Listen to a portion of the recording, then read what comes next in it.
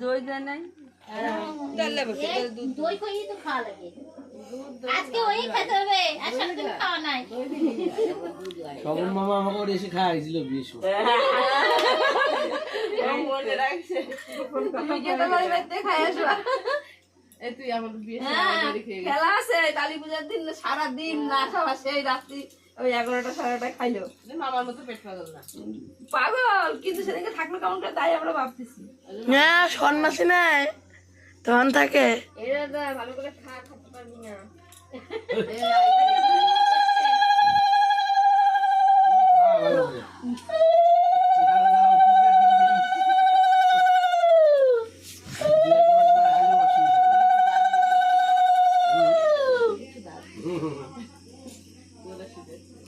সাদা এগুলো খা তাড়াতাড়ি সাদা এগুলো তাড়াতাড়ি খা ঘটে দিয়ে মাথায় দেওয়া লাগে ঘটা ঠিক আছে